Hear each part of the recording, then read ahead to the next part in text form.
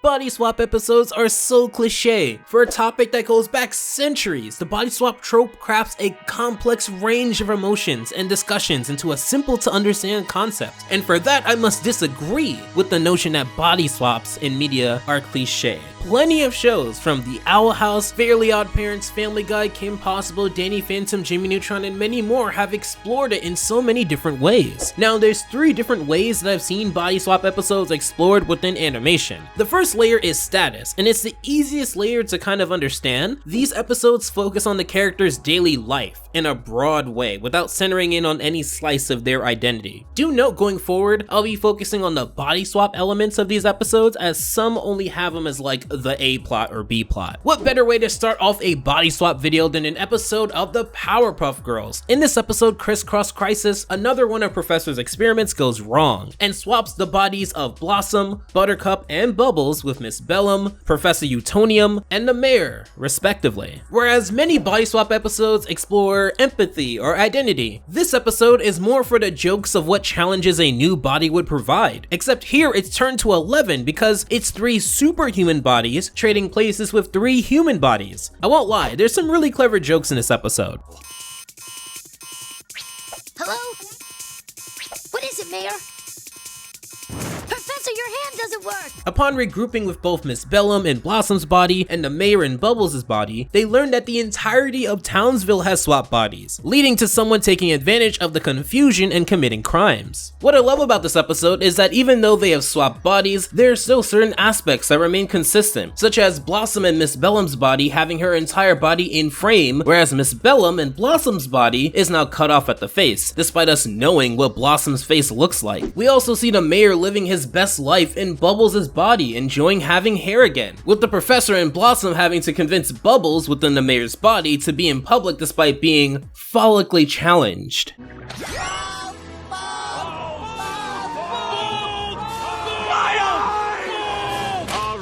There's also some clever references, such as the beginning of this episode having the cinema display a showing of Freakin' Friday, a reference to the popular piece of media Freaky Friday, one of the most known pieces of body swap media. As they venture throughout Townsville, they frequently meet this familiar looking old lady who seemingly gives them info on who's behind all of these crimes. However, in beating up what looks like the bad guys, they are frequently reminded of the fact that everyone's body has swapped, leading into anyone who looks like a villain most likely not being the one who is committing all of these crimes, and vice versa. This is painfully learned when the Powerpuff Girls take out said old lady who's been swapped into Mojo Jojo's body. It takes them a while to realize that the old lady that's been feeding them the information is taking advantage of her seemingly innocent appearance to give off the impression of being helpful. Once they figure it out, they confront Mojo Jojo in this old lady's body. And the action is both intense and humorous, with the professor tinkering with his invention, changing all of their bodies repeatedly. It goes by so fast you almost miss the Dexter's Lab inclusion. However, the professor does get it right, leaving the Powerpuff Girls in prime condition to send Mojo Jojo to jail for his dirty deeds. It's a fun episode that plays with the concept and gives you jokes from beginning to end. Looks like we put everybody back in their proper place. You said it, Professor! And so once again, the day is saved. Thanks to the Powerpuff Girls. What happens when you go from an innocent, silly 20-something minutes of your time to quite possibly one of the most shocking body swap episodes I've ever seen? Well, unsurprisingly, you get Family Guy. Whereas the Powerpuff Girls explored the wacky scenarios that come from the main superhero trio swapping bodies with 3 other major characters, Family Guy decided to try something that I'm quite surprised they haven't done until recently. Within Switch to Flip, Brian falls in love with an Alexa ripoff, leading into him impulse spying so much that it all gets taken away. I like you, Brandy. I like you too. That's weird. Side note, I described all of that in one sentence, and it took the show several minutes to go through. Stewie claims that if he had just one day in Brian's body, he can turn it all around, and that's how this body swap episode is underway. The twist isn't how Stewie and Brian swap bodies, but rather how all of the boys within the family swap bodies, as after a day, Stewie and Brian's body realizes that no one takes him seriously and admits defeat. However, rather than swapping back to normal, Peter and Chris get into a fight, and things start to get weird.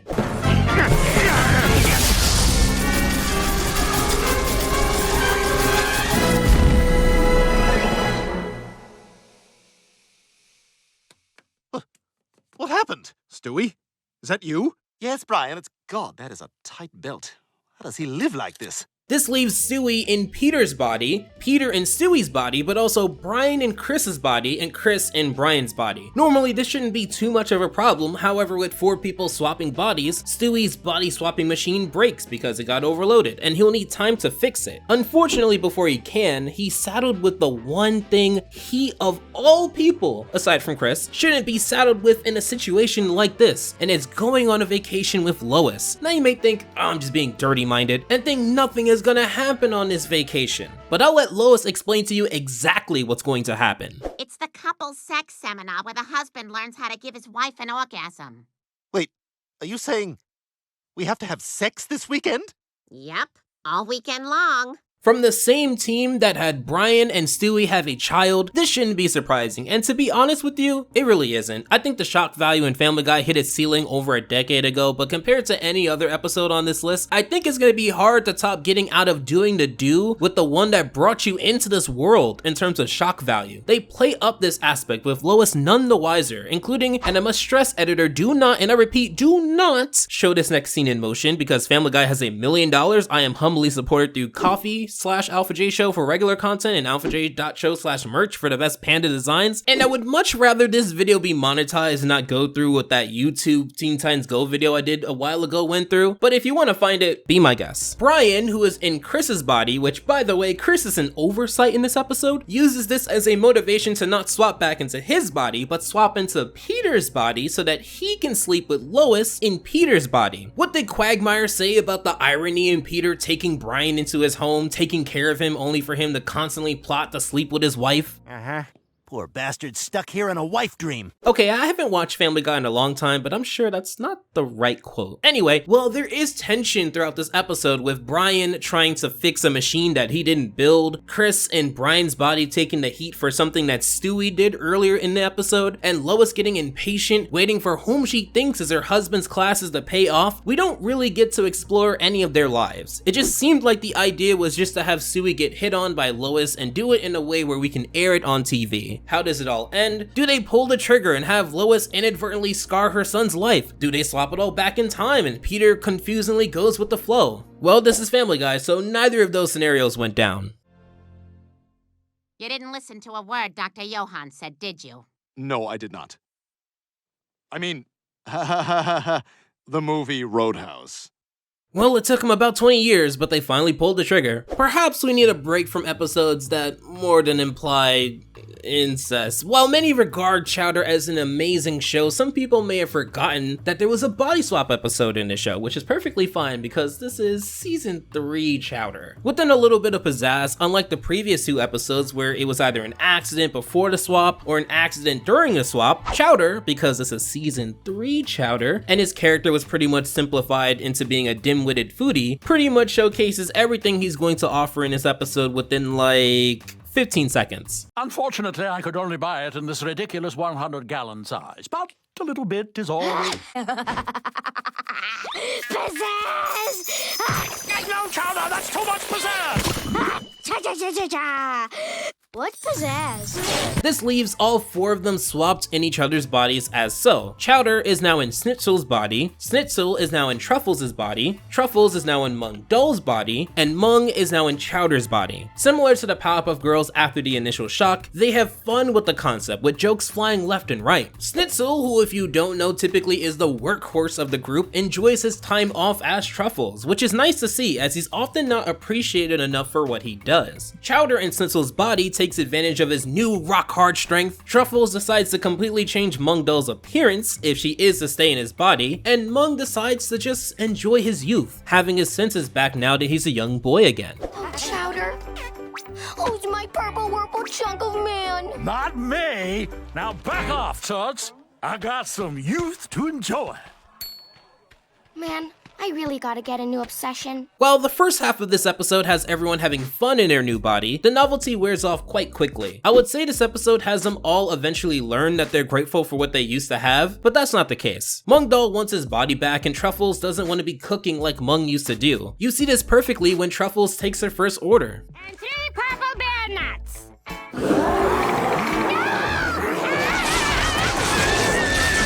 Okay, Okay, fellas, we're good.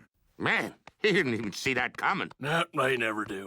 Ha, and people say they'd rather take the bear in the forest. Chowder in Schnitzel's body and Schnitzel in Truffles' body seem to be perfectly content with what they have. One gets to be strong, the other gets a break. However, that does leave 2 of the 4 who aren't satisfied with what they have, and they do want to swap back, with Schnitzel as Truffles trying to make a run for it unsuccessfully. There isn't much to this episode, but we definitely need a palate cleanser after the prior episode. Whereas Chowder's body swap was due to ignorance, Phineas and Ferb's body swap was not. What then does this duckbill make me look fat? Candace holding Perry trips over Phineas and Ferb's teleportation machine and swap bodies. Unlike Family Guy that had Brian swapping bodies with his human peers, here the pet dynamic is kept, and Candace within Perry's body still has to appear as a pet to most people, and Perry within Candace's body still has a job to do. But in this new body, it makes it super awkward. Meanwhile, Candace is supposed to be seeing Jeremy, her crush, today, so being a platypus is a little bit of a setback. I found it quite clever that while she has the advantage of telling her mother with 100% proof being her, she'd much rather keep the facade going than expose this moment to Jeremy. You won't believe what Phineas and Ferb did. What did they do this time? All you have to do is look at me. If that's Jeremy, tell him I'm getting ready. I don't want him to see me like this. Okay, Candace. Now, what's so important? The true highlight is Perry within Candace's body confronting Doofenshmirtz. So Doof went out of his way to steal the popular tri-state area fast food mascot Slushy the Clown statue from every restaurant location he can find, leading into a decreased motivation to eat fast food. And I know we're supposed to root for Perry, but in this case, a world where people eat less fast food probably might not be a net negative for us. And I say this as someone who's probably eaten fast food once a month ever since I started doing YouTube. By the way, Perry is going to have to stop Doof in Candace's body, and the awkwardness of it all just adds to the experience.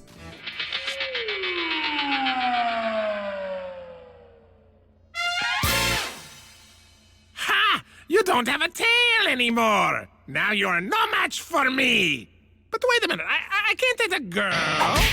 Oof, did you have that purse when you came in? Listen, she never would, but you gotta take the shot anyway. Doof, you gotta call your daughter. I don't know who wins between Vanessa and Perry within Candace's body, because let's be clear, Candace can't fight. But this is a lot more even, and that would have been a W dad move personally. Doof gets his butt kicked quite easily because he struggles in fighting back, but don't let that fool you. There's still a lot of funny moments within this episode. I'm out of here. What just happened? Now you may ask, what happens with the Jeremy and Candace within Perry's body section? Well, Jeremy, because he's a nice kid, is nice to Perry, which anyone who's nice to pets they don't own is a green flag, but we already knew that about Jeremy. However, in feeding Candace, she learns what she's eating wasn't necessarily made for the palate of a human, and gets removed from the home. Best way to put it. Once Perry is done with his battle, they meet back and swap before Phineas and Ferb can get busted. You guys are so busted. I'm telling Mom. You might consider bathing first. Goddamn, Ferb! And you know he didn't say much in this episode, so it just hits harder. Obviously, they don't get caught, but for a body swap episode, it was fun to see the wacky hijinks Perry and Doof would have had contrasted against the weirdly wholesome moment Candace had with Jeremy without him even knowing. Almost towards the end of this layer, and this is by far the wackiest episode on this list. The Garfield show was never known for being serious, but the premise of this episode, Freaky Monday, is quite silly. Anyone who knows Garfield knows that he doesn't treat Odie the best because of their personality clash. Now, not only do I love hyperactive dogs, but Odie is cool. What could he possibly be up to in this episode?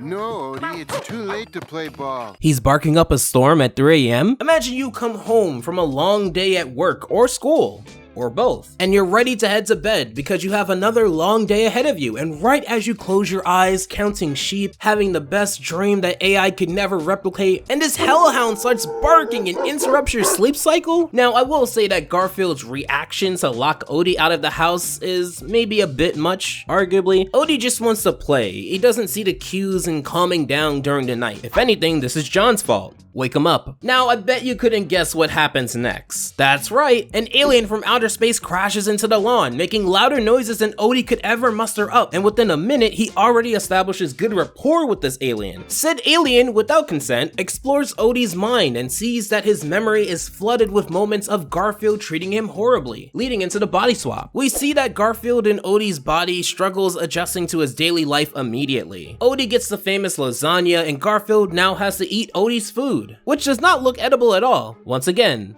this is John's fault. Come on, Odie, let's run another couple of blocks. While some of the other body swap episodes up to this point have both sides have a wacky lifestyle change, this episode showcases how no one seems to care for Garfield's company, and he doesn't do anything to change his reputation. Odie enjoys his life of luxury, and John doesn't seem to notice a difference, and Arlene can only be convinced that she's talking to Garfield when he brings up all the lousy things he's done with her. I'm really Garfield and I can prove it. Last year, I accidentally ate all your birthday cake. And remember I fell asleep in front of the TV on our first date? Thanks for bringing back such good memories. Not necessarily a highlight episode for the Orange Tabby. What makes this different from other episodes is that we don't really see Odie's side because, quite frankly, it would be uninteresting, not because he's a dog, but because he seems to be living his best life in either scenario. To top things off, Odie in Garfield's body confronts Rottweiler and whoever this Doberman is supposed to be, who do not like Garfield at all, leading into Garfield fighting for himself? It's a little confusing, but stick with me.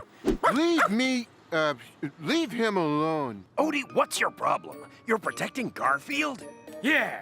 Can you think of one nice thing that feline ever did for you? One nice thing?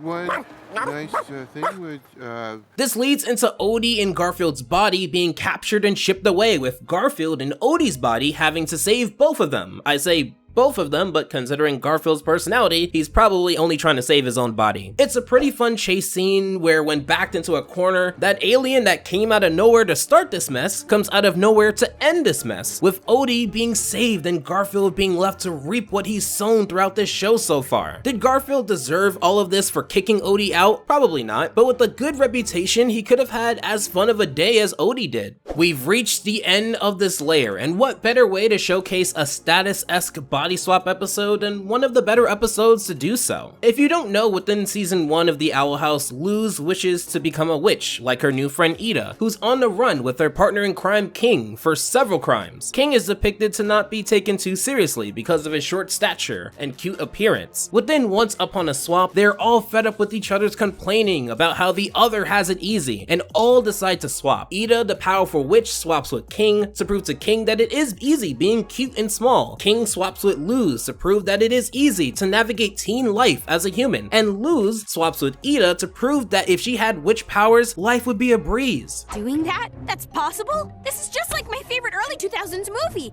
Freaky Friday. Freaky Friday reference aside, you can tell that these body swaps, it's never an easy transition. For Luz and Ida's body, it's confusing. For context, to reiterate, Ida is on the run for multiple crimes. Now, one may chalk this up to Luz being a neurodivergent queen, getting so focused on becoming a witch and helping people that she forgets she's supposed to be undercover for a reason. However, for her to forget how they met within the first episode, the reason why Ida's house is away from civilization within the Boiling Isles, one of the reasons why Ida didn't want to take Luz not just to school, but also to convention, it doesn't make her look clumsy to me. Step right up and feast your eyes on the marvels of the human realm. Oh, what is this? Where did the other stand go? You're the famous Ida the Owl Lady? That depends. Are you a fan of magic? No, but I am a fan of the law. Oh, no! We were finally able to catch you in the act, all thanks to this little light show of yours. It makes her look kind of dumb. If you want to help people, maybe keep helping the body you're in as a priority, given that you were trusted with taking care of it first and foremost. The plot isn't all bad, as we do get to see Ida's sister Lilith speak to who she thinks is her younger sister. There's no more running away, Idalin. I know. I can't just poof my problems away. But we can. Oh, you getting caught was clearly a cry for help.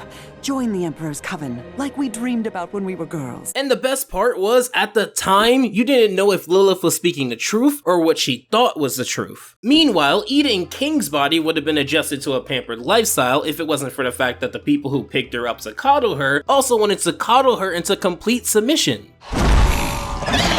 Oh no, sweetie. You can't survive out there without us. Ladies, stand back. I am not above disrespecting my elders. She learns quite quickly that in addition to no longer having her witch powers anymore, she's not taken seriously, leading into a struggle with these two, who have a pretty cool dynamic. It actually takes a dark turn from its seemingly vibrant and cheery nature, seeing the other small and cute looking animals pretty much in a vegetative state. King's subplot, who's having the time of his life while controlling Luz's body, has his mind set on taking control over the mess that is teen social hierarchy. King immediately changes Luz's reputation from a goody two-shoes, their words not mine, to the true baddest of them all. Hey, impressionable youths! Under my command, you can learn how to do some real damage. All hail your new teen king! I didn't like her telling me what to do before, but now I love it! Not only is this natural from King's perspective to want respect and loyalty from others, but this is akin to how school social life is. There's leaders and there's followers. And you can see how Boschka is the only one who isn't buying what seems to be Luz's new act. In a battle for control, King oversteps his boundary, leading into a race between him, again in Luz's body, against Boschka. And unfortunately, King doesn't necessarily win as he destroys the cool kid spot, which now makes Luz public enemy number 1. It was the most fun to watch, seeing King have less reason to act cordial compared to Luz, but with none of the social awareness or giant ratworm riding skills. It all leads into them meeting each other while running away from their problems and learning despite the pros that come with their lives, there's a lot of struggles that come with it too, being the only other body swap episode aside from Chowder where not only do we get to see the lives of everyone involved, but the remorse for judging them too harshly. We enter the second layer, reputation. These episodes primarily highlight identity, but more so in how others view them, rather than how they view others. So here, we have a few different identity types, and to keep it witchy, let's start with a blast from the past. Unlike the other episodes in this layer, this is the only episode of this video to explore the wealthy versus non-wealthy perspective. I would have said rich versus not rich, but this is 1999, so calling anyone who owns a beautiful 3-story home in a good neighborhood not rich seems quite silly at the moment. Where Luz wanted to be a witch, Sabrina is a half-witch, but wants to be treated like any other teenager and allowed to be social rather than being tasked with witch duties. Things hit a boil when Sabrina isn't allowed to go to insert generic late 90s teen event here with her friend Harvey, because her uncle Quigley states that it's family night. And while she may feel crummy for being forced to spend time with her uncle, she will appreciate it later. Of course, as a teen, especially in a late 90s animated show, you won't understand this, and see this as just being a prisoner to everyone else's whims. Hello, I'm only one humble 12-year-old. Other kids don't have to do any of this stuff. Other kids aren't half witches like you. So I get saddled with witch work and mortal chores? Can we say prisoner in my own home? You may ask, how are reputation body swap episodes different from status body swap episodes? And it's simple. None of the prior episodes had scenes that gave commentary about the new identity they have through the characters. Like for example, yes, King learned what it was like being a teen through Luz's body, but King didn't give commentary on teen life. Reputation body swap episodes are built different, because the whole purpose is to highlight not just a character, but said character's identity itself as a true conflict. We see this in full when Sabrina has to be convinced by her friend Harvey to accompany him at Gemstone's party, the snobby rich girl who sees Sabrina sometimes as competition, despite having everything she could ever have wanted at her fingertips. Except Harvey. I mean, just look at this. All expenses paid trip to France. Compliments of Jim. Care for one? Fam, what is any kid going to do with a paid trip to France besides getting kidnapped? That's how you know this was a 90s show. The rich aspect becomes apparent when we see how Jem acts. I smell unworthiness.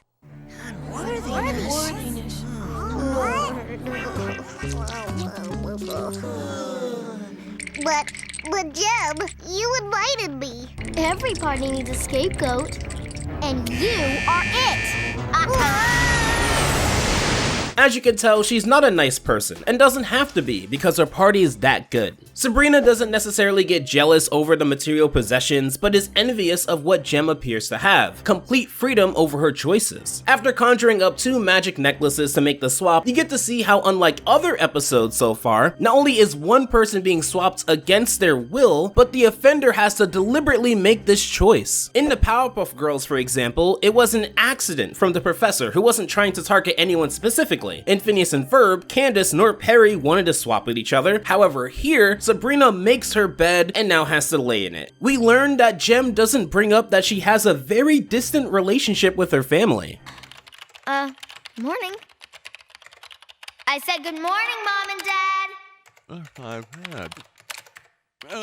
Good morning, Sabrina. Nor does she bring up all of the chores that she has to do to appear perfect. Again, it is a commentary on the lifestyle rather than just a character. As Sabrina buckles under the pressure of living this rich life, she'd return to her old home to see what used to be her uncle not recognize her anymore, which leaves her heartbroken as she now realizes how much family nights mattered. Not only this, but her underperformance leads to her being sent to military school, not because her parents care about her, but the imperfect performance is seen as a blemish on their supposed perfect family image. It shows you why Jem is the way that she is, and why Sabrina is going to want her life back. Luckily, all the witch training pays off as Sabrina is barely able to make a potion that saves her in a nick of time, leading into the swap back, with no one the wiser about it. As much as I enjoyed this episode, I would love to see modern takes on the wealthy versus non-wealthy childhood dynamic, especially learning what we know about, for example, Nickelodeon and Disney child actors. But what if instead of having two people who hate each other swap bodies to prove a point,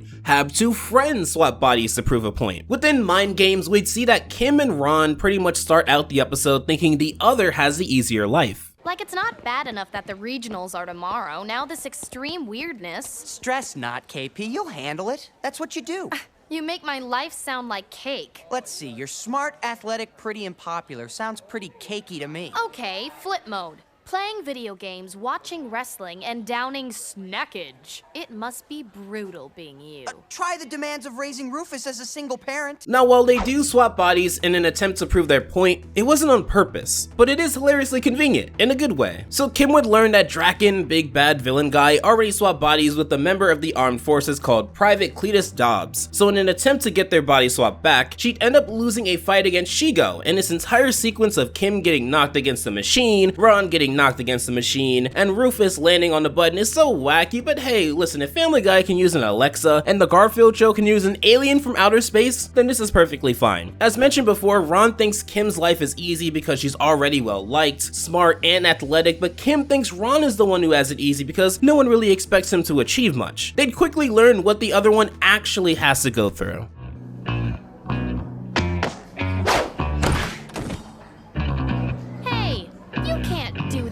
What did you say?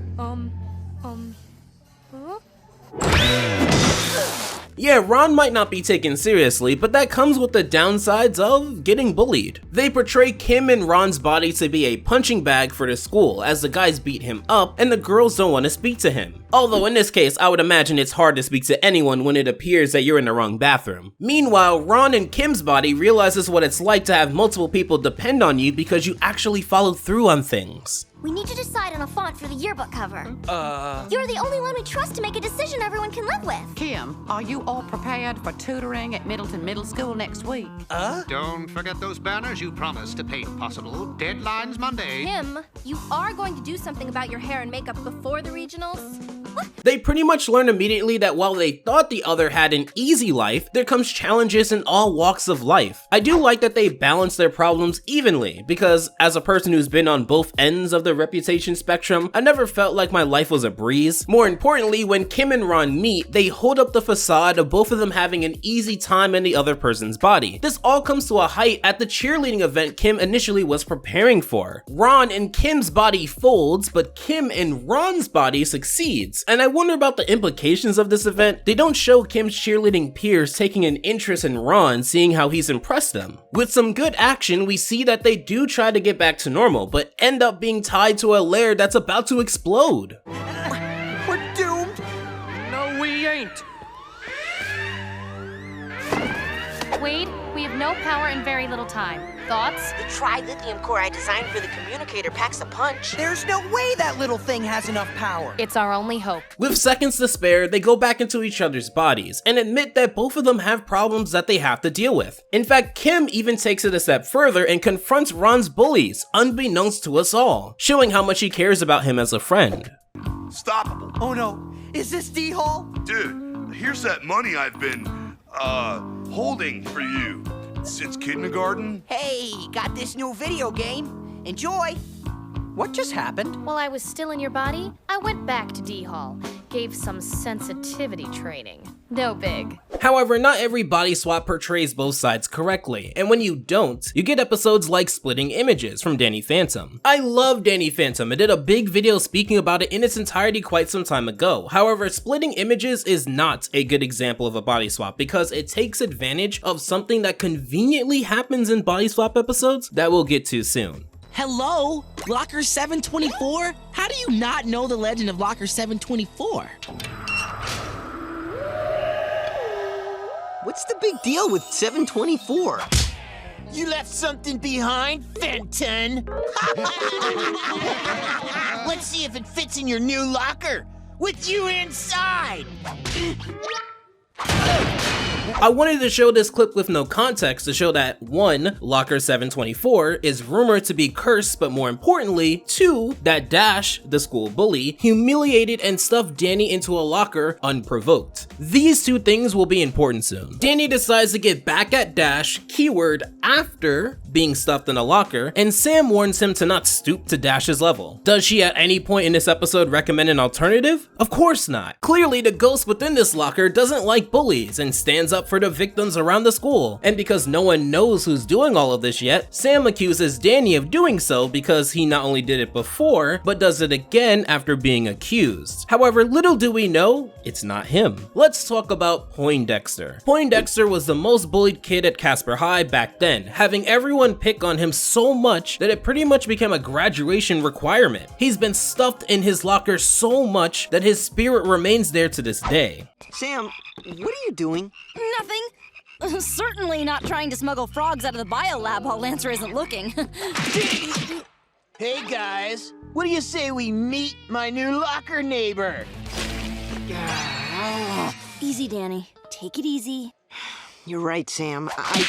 My problem with this episode is the hypocrisy of it. Sam wants Danny to be the bigger man when he feels like injustice has happened, and that having direct action is seen as going too far. She says this as she's smuggling frogs to send them free so that they aren't dissected, essentially taking direct action because she feels like injustice has happened. While saving the frogs to her is a morally good thing, she is still stealing, lying, and not providing any alternatives to this school-wide bullying situation. None of this is seen as wrong in the episode, but you know what is? Hey!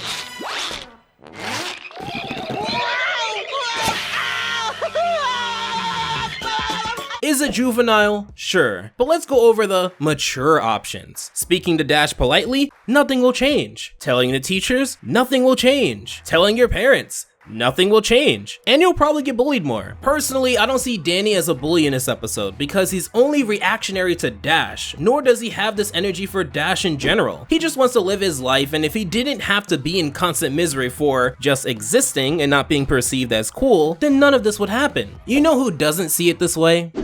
You think that's funny, Buster? Huh? What? You can see me? Yeah, that's right, bub.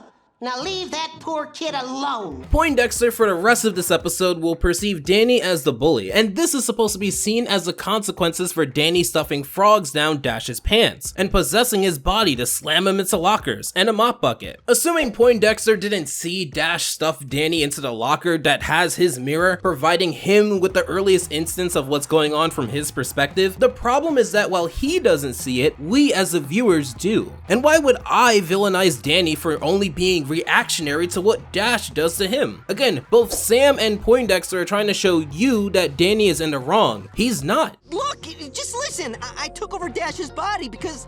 Hey, wait. You can take over a person's body? Cheapers creepers. I would flip if I had your powers. I wonder... Hey, what are you doing?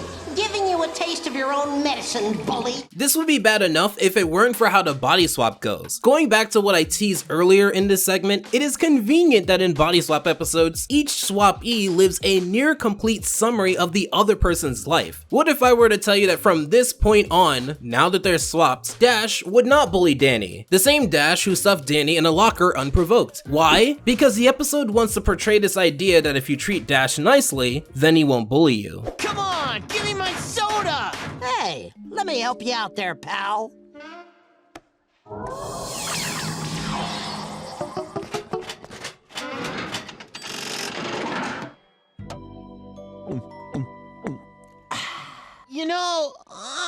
tight on quarters. Think you can get a few more sodas for me and my pals? You betcha.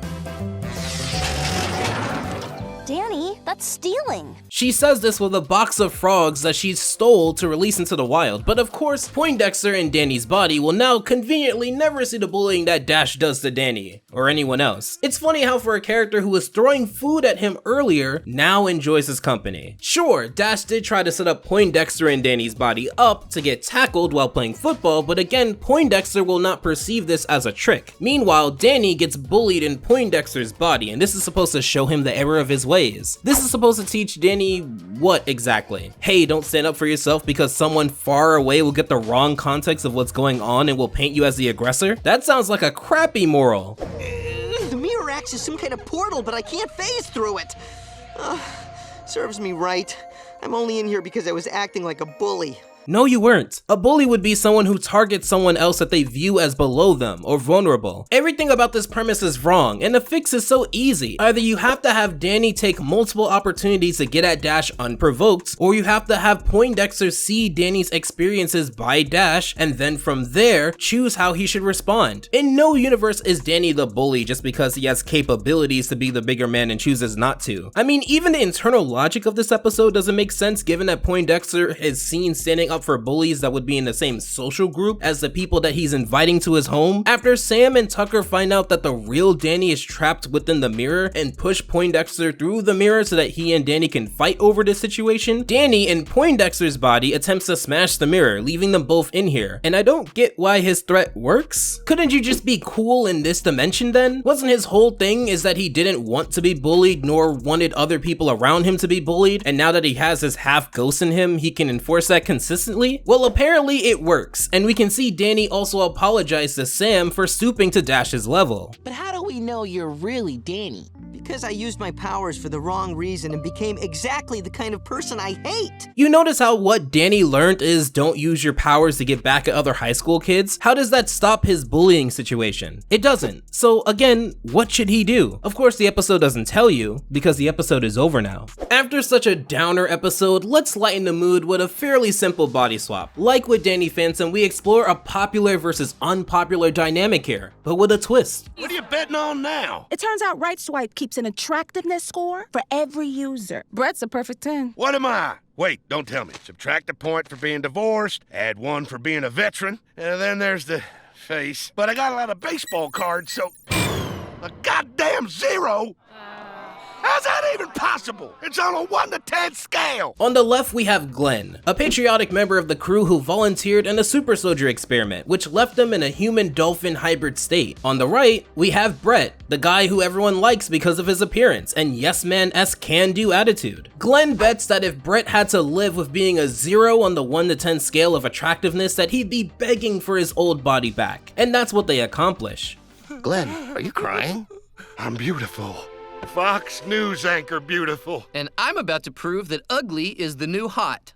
Question, is my blowhole supposed to hurt? Yeah, it's a fucking hole in your head. Inside Job is a really great show, of which I spoke about it here, but their body swap inclusion is quite bare. Glenn, who is now in Brett's conventionally attractive body, lives life to the fullest, getting free stuff and living life with other attractive people. Brett in Glenn's conventionally less attractive body gets called a predator for basically asking a question. It's a very surface level exploration for the show, as is the joke you'd expect from it. Hey, you look like a man who already has money but deserves more anyway.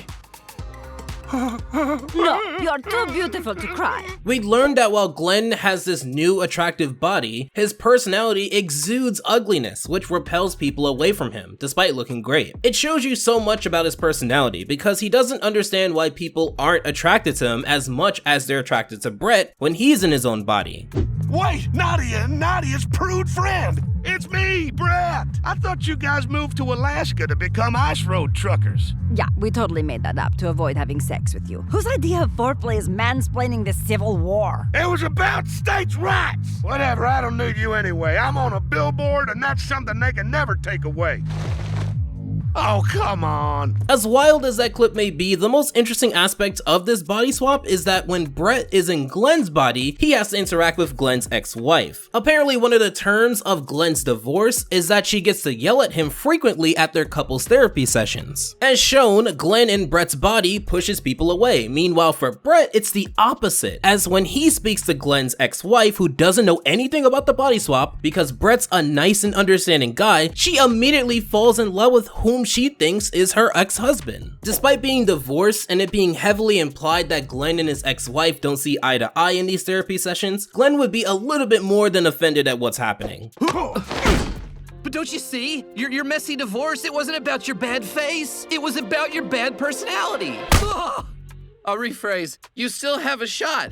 Even looking like you, or me, like this. I'm sorry, the grammar in this scenario is really challenging. Does Glenn learn a lesson? No. But actually, I don't know what we gained from any of this. Ooh, I forgot that Velma did a body swap episode, kind of. Well, let's make this one quick because I did speak about this episode and season in detail already in this video here. For those who don't know, up to this point in the second season, Velma has been investigating the case of who's been murdering these seemingly random people within their town. Through clearing many people, we learned that the culprit was Scrappy Doo. If you have questions, don't. Scrappy wants vengeance on those he's felt wronged him, and plans to run away with Uncle Scooby, an unidentified figure that had a hand in his creation. Once again, if you have questions, don't. To throw them off base, Velma and Daphne plan to swap bodies. Wow, Daphne, being you is even cooler than I thought it would be. Look at how long my strides are. I'm gonna be early to everything. And your low center of gravity is amazing. But why are your pockets filled with chocolate? Chocolate in pockets? I thought we already spoke about Chowder. Like with Inside Job, Velma, like Glenn, feels all of her problems would be solved if she was conventionally attractive. Daphne, now in Velma's body, warns Velma that there are downsides to being conventionally attractive. And what's really funny about putting these episodes back to back is that in Inside Job, we'd see an unattractive personality can make an attractive person look unattractive. It was about states' rights! Whereas here... Library card. Oh, I apparently don't have one. Unless a card for the Jennifer Lopez Library of Moisturizers works here? No. But you know what? You have such a sweet face. You can just take the books. I trust you. Oh, how unsurprising. Even though you required my friend Velma to put down a $500 deposit. She burns the novels by sexist male authors, which is most of them. Whereas I seem like a nice, pretty girl. Of course. Look at you checking out these complicated books for your father or boyfriend. So sweet. No, they're for me. And you're funny. Because the librarian is ignorant and Velma in Daphne's body doesn't acknowledge vandalism, you end up realizing that everyone involved in this situation isn't pleasant to be around. It's worse here because you're stuck with Velma as the main character, the titular character of the show, so in a sense, if you were watching this fully, you'd have to tolerate her. So the spin this episode takes is showing all of the men who text Velma in Daphne's body, particularly highlighting the fact that they're calling a phone number designed for one thing and deliberately going for something else. Meanwhile, Daphne in Velma's body tries to do anything, and none of it works, not because she's unpleasant, but because she's unattractive. However, this has some implications I'd like to highlight. Velma, who said you could replace the doves that were in these gift bags with a necklace that says soulmates? Probably the entire animal rights community, and I think those necklaces are nice. Oh, well, if Daphne likes them, I guess they're not terrible. Right? Velma's own mother would rather take the advice from Daphne than her own daughter. Now, this would be a surprise to me, but this is the same show that within the episode Female Utopia had Velma pretty much acknowledge that she doesn't tell her mother her problems because she doesn't want to be faced with the fact that almost every single time, it's her fault. It's just sometimes easier to talk to Sophie because I actually care about your opinion. When I tell you about Daphne, you just criticize me and assume it's my fault. Because most things are your fault, and it's my job to point that out. Now you may wonder, how does all of this come to a close? Well, Velma in Daphne's body gets a clue about who she thinks Uncle Scooby is. She's wrong, again, and meets the actual Uncle Scooby who locks her and Daphne away so they can quit their meddling. And in the meantime, Daphne just hears Velma. No, really, that's it. Help! Daphne! Help! Daphne! Huh? What? Velma? This leads to them swapping back. And do they speak about the commentary of conventionally attractive women being hit on so much to the point of harassment? No, because it was never truly about discussing these topics, so much as it was just showing them and expecting people to just react to it. Also, for the record, this body swap leads into Velma figuring out who Uncle Scooby is, because according to her, if they didn't kill her, it must be someone who loves her, which I understand if Uncle Scooby was the one doing the murders, but you learned in the previous episode that Scrappy was the one murdering people. It seems like a massively ego-driven jump to take and for it to work. However, there's another type of reputation body swap that has nothing to do with popular versus unpopular or wealthy versus non-wealthy, and it's the most popular one to think about when it comes to cartoons, swapping girls and boys. While Johnny Test had plenty of body swap episodes, the episode Johnny Susan, Susan Johnny has to be either their best or their worst, and I can't tell. Susan and Mary, Johnny's genius older sisters, have won a science competition, but the twist is that it was a men's only competition, and they submitted their entry using Johnny's name. The problem is that they can't just waltz in and get their award, so of course they asked their brother to vouch for them. And being the nice, thoughtful, generous kid that he is, he helps out his sisters out of the warmth of his heart. It's a chance for you to help introduce our invention to the people. A chance for you to help save energy and cut down on pollution. A chance for you to help make the world a better place. There's a cash prize! I'm in. For those who've never seen Johnny Test, no, they don't help each other out of the warmth of their hearts. Everyone, all the time, has to be dragged, kicking and screaming, to help out their family, and the show actively encourages those moments. Here's a perfect example. According to this episode sometime in the past, Johnny has given his sisters a Johnny coupon, which basically means that he'll help them out no matter what. His sisters want to use this coupon, having Johnny swap bodies with Susan so that she can accept the award in his body on their behalf. Does he go for it?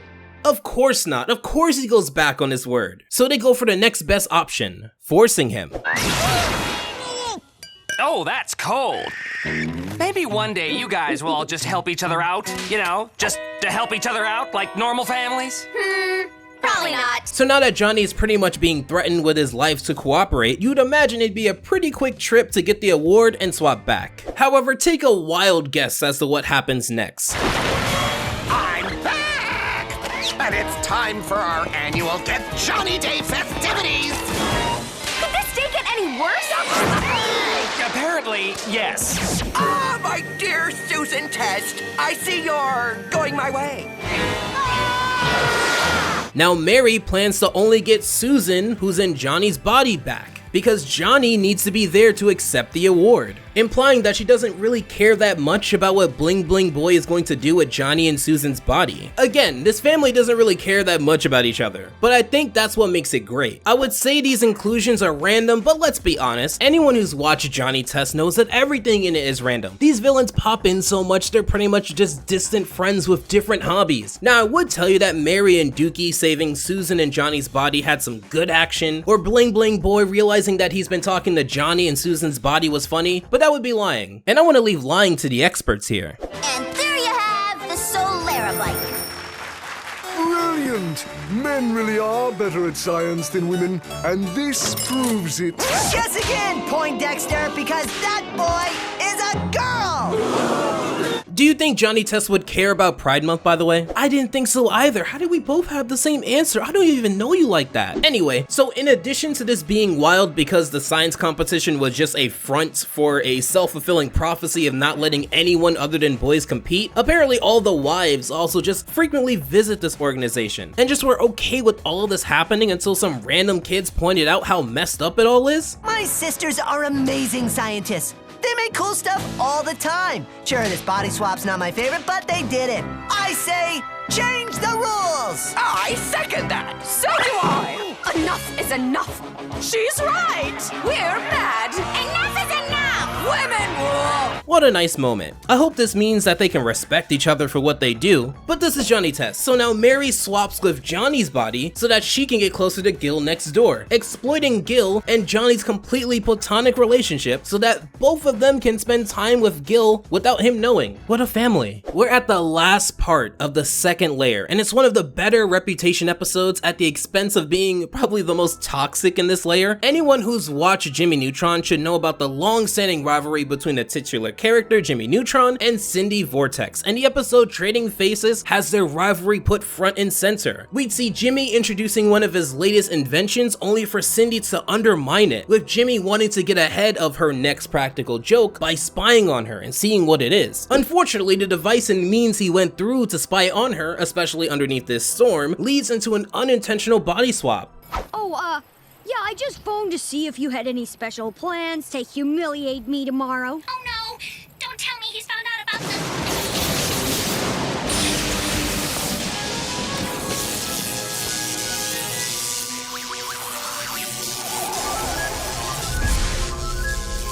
Similar to Johnny Test, this episode also plays up the boys versus girls factor. What have you got to say for yourself, or myself, or whoever you are? Please don't put my hands on my hips. Guys, don't do that. I'll put my hands anywhere I want to put my hands. I'll skip to the doll shop swinging my hips like this. Swingy, swingy, swingy, swingy, girly, girly, girly, girly. However, unlike Johnny Test, the sabotage here is a lot more even-handed. There's always been one part of this that confused me, so as we've learned, Cindy has been playing practical jokes on Jimmy, which is why Jimmy called Cindy in the first place. Given that they swap bodies, you would imagine Cindy in Jimmy's body would remember the practical joke at some point when going to school, but she doesn't, getting hit with her own prank. Now maybe in this crazy body swap nonsense she forgot about the practical joke, but then why did she get mad at Jimmy about this? Jimmy had no idea what the prank was, so he couldn't warn Cindy ahead of time. It doesn't matter because Cindy in Jimmy's body pretty much takes this opportunity to make Jimmy look like an idiot to the rest of the class. Jimmy and Cindy's body follow suit, with both of them tanking each other's reputation and getting several days of detention in the process. It's something I've wanted to do all my life, Miss Fowl. Okay, but why are you telling this to Miss Fowl? Well, how did they fix it? For anyone who's a big Jimmy Neutron fan or has wanted to watch the show, this scene is quite iconic within the fandom, but it requires some context. Because the energy needed to generate the body swap came from a thunderstorm, Jimmy cannot replicate the change that way. However, what he can do, because 2000's wacky nerdy comedy show, is dump their collective memories into this pot and let the people they trust the most sort them out. Interestingly, there appears to be more memories than space for them, and it leads into an interesting memory being deleted. Extreme dislike of girls who dislike boys who dislike girls who dislike show-offy boys who dislike— Too confusing! Throw that one away! And even though it seemed like a small confusing trait, it might have opened the door to them crushing on each other better because of what Carl did. This is even hinted at slightly when at the end of the episode they speak about what they were thinking about while pretty much unconscious. One of us was imagining us walking down a country lane holding hands and, kissing. Okay, I remember that. But it wasn't my brain thinking it. Well, it sure as heck wasn't mine. Yeah, it must have been yours, no, Miss you just Vortex. said you remembered it. Super toxic, but they were amazing. We're at the final layer of body swaps for this video, and it's quite possibly the most interesting one because when used correctly, it produces fantastic episodes, and when used poorly, it is highly boring. High risk, high reward. These are the personality body swap episodes, and I saved the best one for last. After such a toxic episode, I felt like it was best to calm down with a chill show. Rick and Morty. I am so sick of this born smart shit. Are you gonna kill me? I was born crying and pissing myself just like you. Then I became the smartest man in the universe, and do I get credit? No. I get to check my brain privilege. As you can tell, Rick and Jerry do not see eye to eye often, and this issue strikes such a chord with Rick that they swap brains. Rick sees this more as a brain swap than a body swap, but just like the comments that point that out for a quarter of these episodes, you're just a fictional character. You don't exist, and if you felt that way so much, you should have stopped me me from including these episodes in a video in the first place. No, really, look how long this video is. Please give the editors Toongrin all of the love in the comments below. Rick in Jerry's body immediately blows his brains out, and Jerry in Rick's body tries to do literally anything and kills himself in the process. This is probably the most interesting body swap of them all, because in the process of one of Rick's bots stitching them back together, both Rick and Jerry possess half of each other's brains, essentially blending their personalities together. Fixed? This guy thinks he's me! Let's see you fix it then, asshole. I fucking will. I got my lab right here. Give me 3 hours. Oh, sure, yeah. Like I'd ever trust you to open my skull. I'll fix it. I just need to scan for... Ow! Like I trust your fritzing R2-D2 ass. You'll just kill me on purpose. Within personality body swap episodes, it's less about the identity and more about the specific personalities of the characters that they swap. That's why here, it's less of a commentary about any individual parts of their identity, but more so Rick and Jerry and who they are at their core. While they bicker, they learn about Morty inadvertently being captured by alien gangsters and have to save him. In the process, because they continue to fight with each other, the alien gangsters sense weakness and try to take them out. It isn't until Morty decides to fight on his own, seeing that his dad and grandfather can't even get it together during gunfire, that these two finally figure out how to cooperate, leading into the supposed death of the alien gangster leader. It leads into them bonding, which, if you don't know anything about this show, is extremely rare. What the hell? What happened? They made us stop at every drive-thru chain in the galaxy so they could make one giant burger with a patty from each place. I guess I meant before that. Brains got a little mixed up. But we're gonna swap back, don't worry. Just didn't want to build a neural interface on an empty stomach, right? Wait, you guys did a brain swap? Don't bother chiding until they're unshuffled. Neither one is Dad or Rick. However, they bond too much as they self-reflect and realize that with their common goal of protecting their family and common value of loving their family, it seems silly to bicker so much, especially now that they've somewhat become one, but also a pair. Jerry and Rick go on crystal-bound, drug-fueled adventures, pretty much abandoning their family until the mob alien boss who was impaled came back to kidnap said family. While on their adventure, it's nice to see them bond, and it's not really clear how much of who wants this, as even they explain that they shouldn't be having this much fun, as shown when they're in their own bodies completely. However, they do become one again, just not in the way you think. Jerry? Rick? Grandpa? Jesus Christ! Morty, Summer, daughter wife, you are safe now. Holy shit! All the positive aspects of each perfectly melded together? Yes, I am Jericki. To take another jab at Family Guy, for both of these episodes pretty much being raunchy in their own way, one dangles mother-baby-son incest in your face, and the other animates alien gore throughout a quarter of this episode. At least one of these shows actually wants to do something that requires effort. In this new form, Jericki takes out everyone quite easily, saving their family, because this is how they bonded in the first place. However, rather than learning the lesson of sticking together for their family, Jericki decides to just buff the defenses of their home on Earth and hope for the best. Their family obviously would have a big problem with all of this. Change my mind? Well, it's fucking lame, okay? Both of you walking out on Mom? I thought you had 2 sets of balls, not 0. Our balls are adequate. Ah! Morty, we're still in here! There's a memory of myself as a 30-year-old! He kept our egos intact! He saved us! It was a whole action movie, Morty! Memory Rick, he's still trapped in here! Quick, tackle this fucking thing! Fortunately, Jericki becomes Rick and Jerry again, and they go back to bickering, which the family is quite mixed about. Of all of the body swaps, this one definitely takes the cake of being the most imaginative. Let's go from an episode that clearly took a lot of effort to one that actively avoided effort. Fairly Odd Parents has done multiple body swap episodes, but I wanted to highlight one that some people probably haven't seen. For good reason. I mean, look at the writing of how they contrast the personalities of these two characters. Timmy, I'm in a state of utter torment. I've been chosen to participate in a hamburger eating contest for charity. Oh, I hear ya. Charity's the worst. No, I'm a vegetarian. I hate meat. I love meat. You know what I hate? Organizing. Really?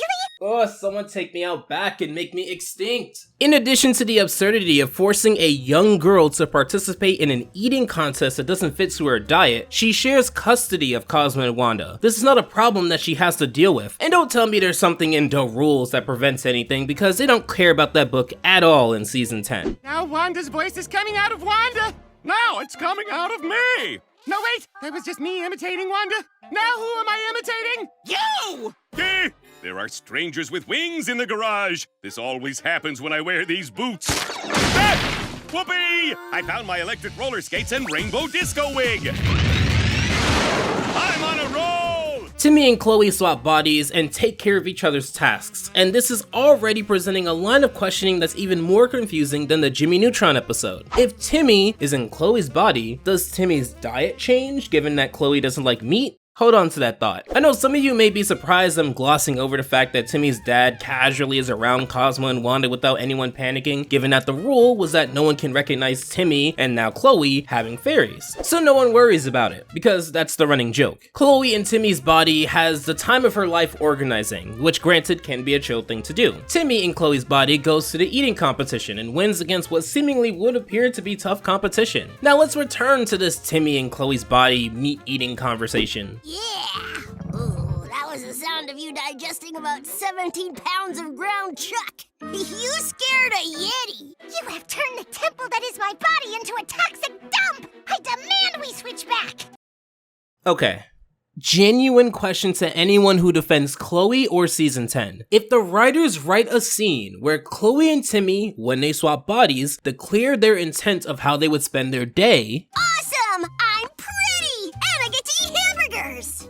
Awesome! My teeth are big and I get to spend my entire Saturday organizing! what did Chloe expect Timmy to do in her body if they swapped with the intent of saving each other's day? I've heard many things about Chloe, from being nice, helpful, sweet. I haven't heard her being an idiot too. Once again, for a show called Fairly Odd Parents, about fairies and godchildren, you would think Chloe, who at this point in the show would be accustomed to godparents, would have better ways to fix the problem if she didn't want Timmy to go eat in her body. Or even, big brain idea, tell Timmy to not go to the competition in your body. Or, biggest brain idea, don't go to the competition. You have fairies, which, speaking of, this is the part of Fairly Odd Parents where the wands get lost in a comedic way that's so funny you forget to laugh.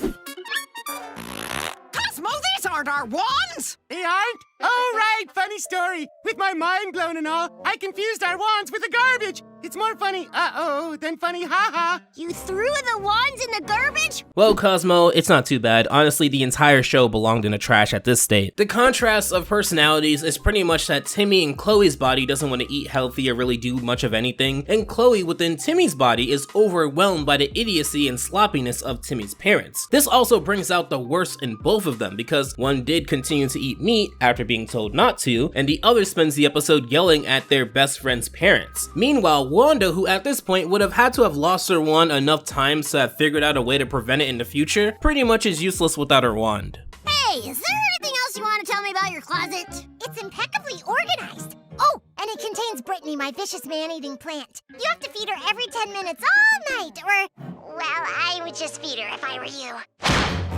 Feed me. How in the world would you be able to sleep? Because this episode needed tension, their respective parents chalk up their kids' seemingly new personality to Timmy and Chloe being a bad influence on one another, thus keeping them away forever. And I would go on further on this, but you know they'll be back together. And to be honest with you, I would much rather go back to Lois wanting to bang Stewie in Peter's body unknowingly than spend another second on this. Next episode, let's keep going. Finally, some world-class cinema! And I'm only half joking. Sonic Boom has a pretty fun body swap episode that can be the perfect palate cleanser. You may think this episode is another throwaway, but I'm including it on this list because it does something that no other episode on this list can claim to do, and it's incredibly impressive. So to set things up, a meteor shower happens near the team, and they decide to investigate. Eggman and Sonic fight over who gets this shiny rock and swap bodies. Yes, it truly was that simple.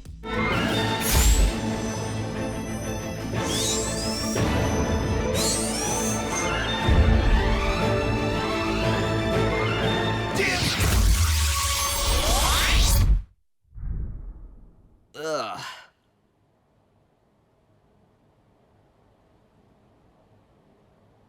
What am I doing in Eggman's lair? Ugh, Eggman! Ugh. You know, Eggman is known for having inventions that seem easy to break, but that mirror took a fully grown man lunging at it and didn't flinch. That's some top-notch engineering. However, yes, Sonic and Eggman have swapped bodies. They don't really explain how it happens, but we must accept it. So what makes this body swap better than the prior? For one, swapping enemies makes it more interesting because they don't have to do what is in the other person's best interest. However, they take it a step further with Eggman in Sonic's body.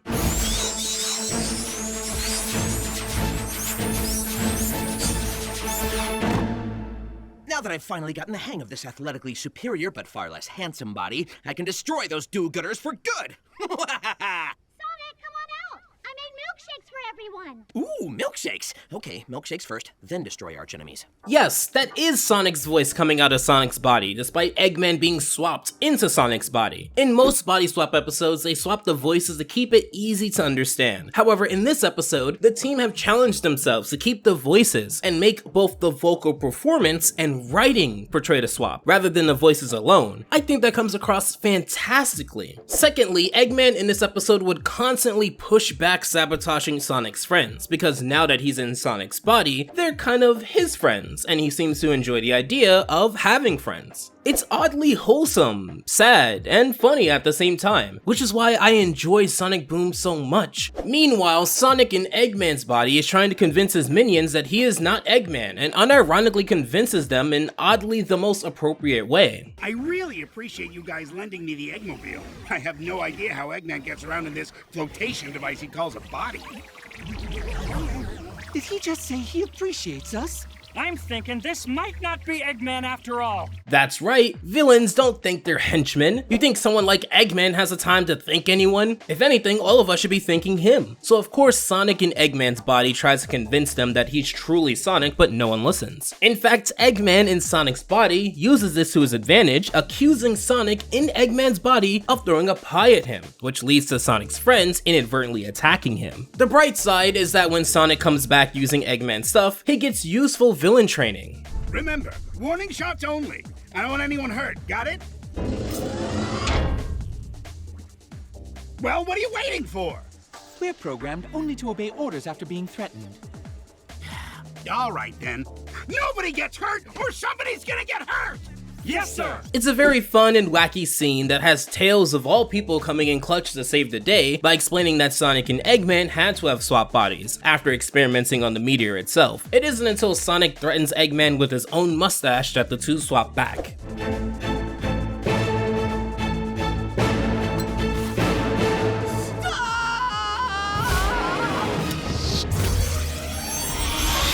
A very simple episode that managed to impressively fit in a unique concept with a tried and true format. We have 3 episodes left and they keep getting better from here. What if instead of an episode that swaps a grandfather and son-in-law or 2 supposed best friends or even 2 longtime rivals, we have an episode about siblings? Yes, Gravity Falls had a body swap episode, Carpet Diem. So Mabel goes from hanging out with Dipper playing mini golf to hanging out with her girl group of friends in a form of a sleepover that pushes Dipper away because, call him crazy, but he doesn't necessarily feel interested in calling boys and watching rom-coms. The problem though is that it is their room collectively, and being pushed out of a room you share, especially for something you personally wouldn't care too much about, probably wouldn't make you feel that good. If you were hyperbolic, you'd even say you'd rather be gnawed on a wolf than spend 1 minute at a girl's sleepover.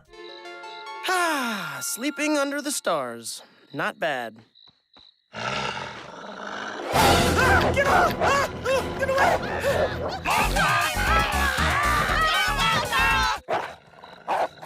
This is still better. The sleepover concludes with not just the room trashed, but said mini golf course trashed, and an annoyed Dipper. Mabel of course doesn't see anything wrong with this, but Dipper would want to have separate rooms from now on. Upon finding a new room, they compete with each other to figure out who should have this new cool room, via doing anything that Grunkle Stan says. I say this knowing that when we first see the room, there's a rat that runs across the room and no one bats an eye, but yeah, it's a cool room. Things get to a height when Dipper and Mabel begin to argue once more. However, on top of this suspicious carpet. Face it, I'm like a suck-up ninja. This room's as good as mine. You might as well give up now. What do you say? I say I'm gonna win this room somehow, and when I do, I'll finally have my own space, and we'll never have to share anything ever again! And with that, the body swap begins. After the initial shock, they'd conclude that they'd go from trying really hard to win to trying really hard to lose, pretty much being as petty as possible. You may think the pettiness here is more palpable than the pettiness of Jimmy Neutron, but to me, I think it's all in the same umbrella. And that's what makes it fun. It's a childish argument, but they're children, so why not explore it and make it interesting along the way? Speaking of interesting, Seuss and Waddles, Mabel's pet pig, also swap, and this leads into Seuss and Waddles' body being hunted for food mood, and it opens up some awkward moments for Waddles and Seuss's body, which I'll get to in a second. But nothing is more awkward than being caught by your grunkle staring through a door hole that has a sleepover of the opposite gender in the other end. Yes, Dipper and Mabel's body has been summoned to the sleepover, his worst nightmare. After an uncomfortable talking to, Mabel and Dipper's body decides to risk it all to make sure that Dipper loses, and it backfires amazingly. I was gonna give that new room to Mabel. No, you should! Give it to Mabel! You big jerk! What did you say to me? I said, shut up, old man! You're fat and dumb and you're a dummy and take that! Finally standing up to me, huh? I love it! You know, I've made up my mind. The room belongs to you, Dipper. As you could probably predict, they both pretty much won't go down without a fight. Although Stan gives the key to Mabel and Dipper's body, she pretty much barricades in what would be Dipper's room, except Dipper, who's in Mabel's body, cannot enjoy it. As all of this chaos happens, we get some funny moments with Waddles and Seuss's body, as I've mentioned before, such as him giving this lady directions somehow and that leading into them getting married without Seuss really knowing that much about it. Not only this, but Waddles manages to get Seuss a raise. Basically, I have to cut your pay. What are you doing? Is this some sort of negotiating tactic? Because it's not gonna work. Fine, I was lying. I'll give you a raise. Just never do that again. Ugh. Despite sleeping every night in an uncomfortable break room, he seems to be living life to the fullest, even when he's not him. For a body swap episode, there's so much that happens in this episode that even other 22-minute episodes on this list couldn't keep up with. You can tell both of them have tunnel vision about the room, but the beautiful thing about it is that it was never really about the room. It was about the fact that Dipper is a boy and thus can't hang out with Mabel's other friends and has to figure out what to do for the rest of the night. Speaking of that, Dipper and Mabel's body takes advantage of her friends, using them to find a way into the room that Mabel and Dipper's body barricaded into. At this point, even for me, it becomes hard to track who swaps with who because it becomes chaos. Oh no! Then again, I like having muscles for once. Wow, now I have tiny little doll hands! Everybody look. Swap back in 3, 2... Oh, go! Come back! I want to deep fry your ears! No, give me my phone back! It takes quite a bit of time, and I do mean quite a bit of time, for them to swap properly. And this is even with more people joining in. Dipper and Mabel still fight over the key, but once alone, talk out their feelings, with Dipper expressing some resentment for feeling left out, as he wants to have fun with Mabel too. At first, they decide to split the rooms like they spoke about, but then they realize sleeping in separate rooms would be incredibly lonesome. Hey, do you want to have a sleepover? 4!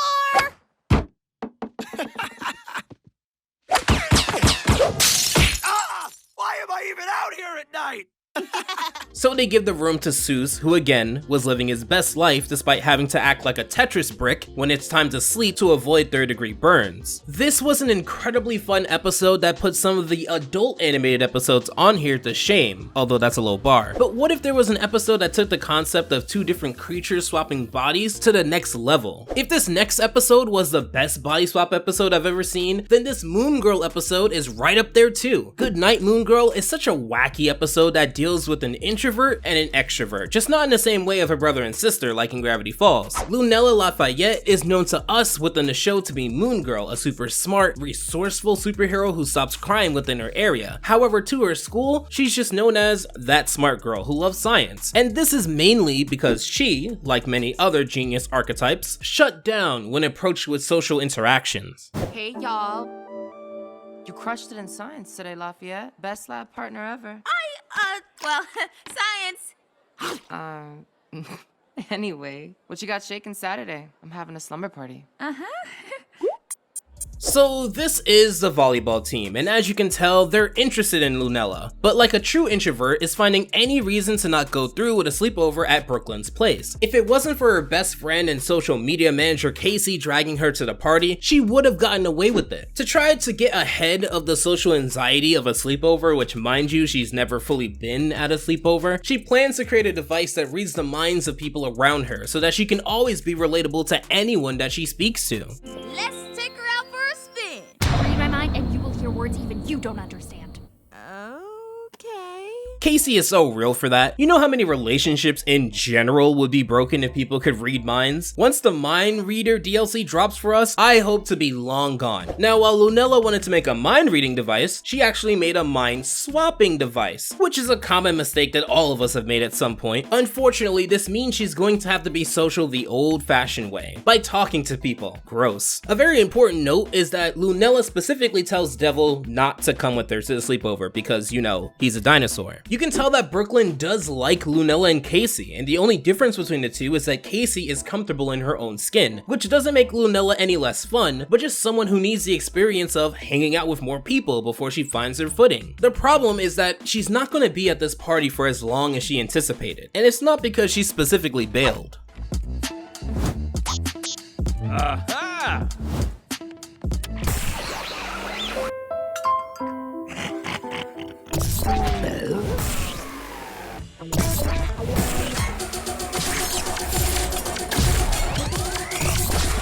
You probably saw it coming a mile away, but yes, Dee and Lunella swap bodies multiple times within this episode, and like with Casey, Devil is also comfortable in his own skin, which probably helps because he's a whole dinosaur. You're not gonna walk up to a dinosaur and start judging their abilities, mostly because they lost to a rock and we didn't.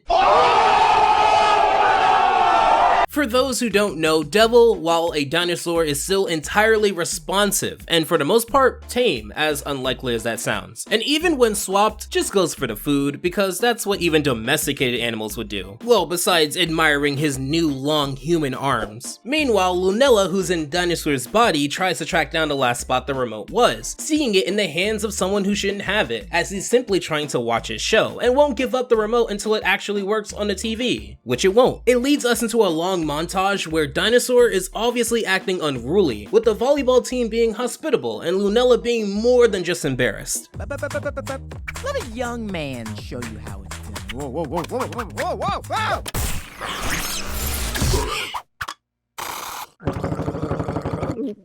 whoa! Your friends are weirdos. Leave us alone, or I will tape your butt to the subway and send you to the part of the Bronx where they throw away little brothers forever. Things only get worse when Devil and Lunella's body slowly gets adjusted to the fun that they have and completely crushes at everything, impressing the volleyball team, despite a bit sloppy in his execution. Part of his fun was knocking down Brooklyn's little brother's Toy City, which will come back to haunt them soon. This, in this case, being Lunella and Devil. This is just their contrasts in personalities, which makes them a great duo. Lunella taking her time to think about things does give her an advantage when it comes to school and crime fighting, but like many people, she can get stuck in her head and overthink, or be biased towards her own preconceived notions, because that's what teens do as well. It gives the image to Lunella and Devil's body that even a dinosaur who was never invited in the first place could make better friends than her. Lunella, stop! Stop!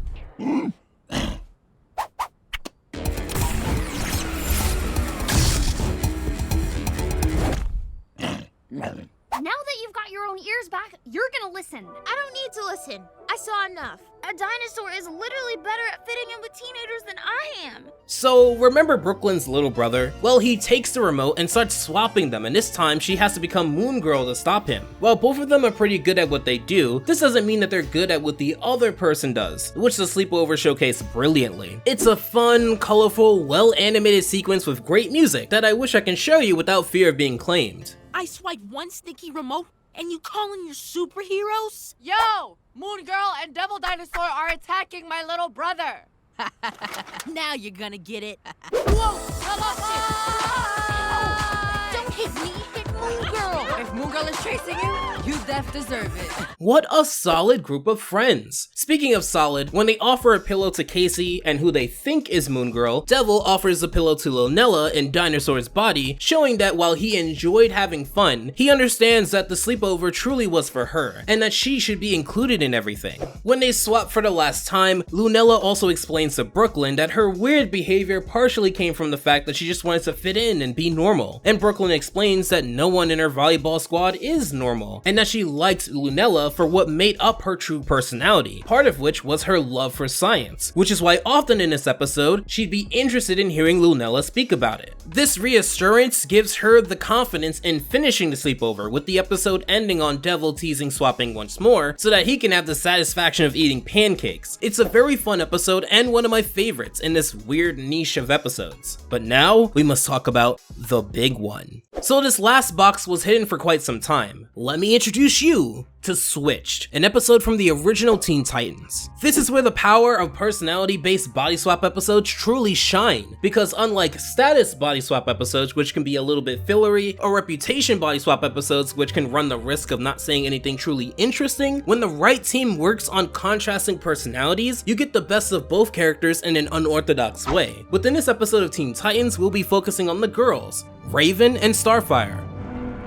Azarath Metrion Zinthos. Azarath Metrion Zinthos. Raven? Please forgive my interruption, but have you seen Robin? Right out the gate, they portray each other as not truly understanding one another. While on the same team, both literally and morally, their private lives are as opposite as one can get. Raven is quiet and not often receptive to intense emotions or touching, whereas Starfire wears her emotions on her sleeve and is very expressive and talkative. As you can tell, this leads into them not seeing eye to eye often, and this episode shines a spotlight on that contrast. The Titans get a gift, a group of puppets, eerily accurate to the appearances of the group. While the guys use this as an opportunity to fight with each other using the puppets, Starfire tries to bond with Raven in the same way, with Raven not wanting to deal with their foolishness. I'm sure she would put it that way. Shall my tiny replica do battle with your tiny replica? Knock yourself out. While having two polar opposites in a body swap isn't uncommon, actually is recommended, many shows do not have polar opposite characters that contrast as much as Raven and Starfire do. Is Season 10 Timmy Turner and Chloe really that different? Is Sonic and Eggman within Sonic Boom really that different? Is Mabel and Dipper within that episode really that different? Sure, Rick and Jerry within the Jarek Trap were different. This episode takes a different approach though, that we'll see soon. Unfortunately, this was not a random gift of kindness. These puppet replicas of the Titans come from the Puppet Master, one of the lesser spoken about villains of the show. But don't get it twisted, he's just as dangerous, if not for more than what he implies. So to catch you up to speed, Robin, Beast Boy, and Cyborg become controlled by this guy. They are my puppets. These are your friends. Starfire! Raven! Help! Release them. Sorry, but you're not in charge here. You don't command me, I command you. And with a struggle, Raven and Starfire manage to escape being controlled too, but not unscathed. When the Puppet Master's remote control device drops, their bodies swap, and this has a great implication. Now that they're stuck in each other's bodies, we have quite possibly the worst candidates controlling each other in a scenario where their friends are in deep trouble. They do lighten this heavy moment with some comedy. What if our friends are doomed? What if I am stuck looking like this forever? We'll fix it. I don't know how, but we will rescue the boys and we will get our bodies back. What's wrong with the way I look? Nothing.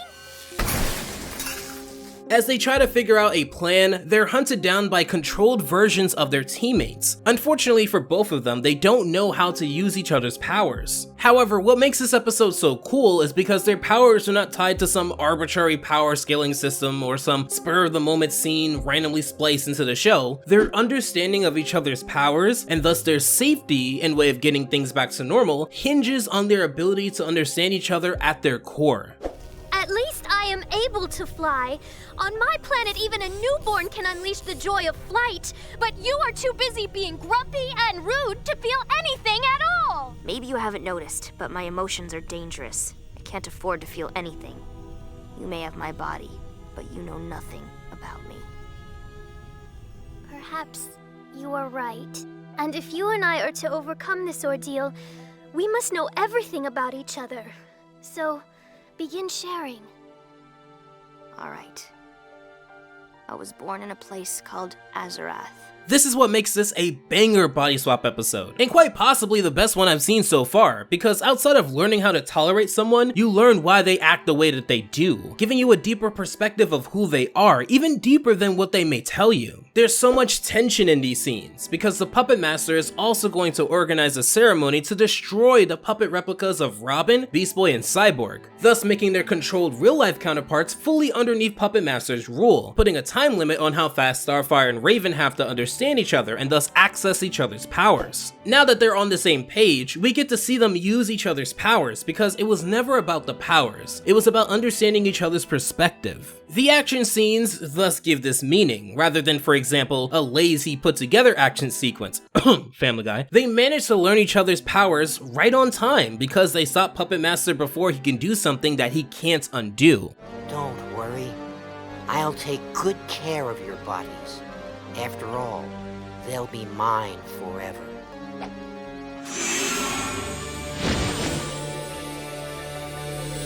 My friends, you are unharmed! Starfire? If it seems like I'm glossing over these action scenes, it isn't because they're bad, but because some people think that if you just put in 3 minutes of animated action, it must mean something. What makes Teen Titans different from many other shows is that the action is tied to something that the episode wishes to explore, and without this, their scenes would be no different than your toddler nephew or niece banging action figures together, or using the wiki of some random death battle YouTube channel to determine who's stronger. The writing gives the action meaning, rather than the action being required for meaningful writing. Although the two wish to not fight their mind-controlled friends, their hands are tied, and they must do something before their real selves are gone forever.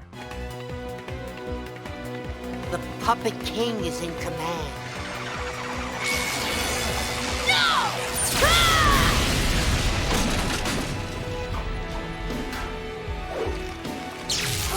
My control! There's so much about this that I enjoy. The fact that Raven hadn't expressed that intense of an emotion up until now showcases how much he cares for her friends, but also how much he's now understood how to utilize Starfire's powers. The remote control being destroyed in a ceremony means that the Puppet Master reverts back to a puppet, which I'm gonna write down as an on-screen death.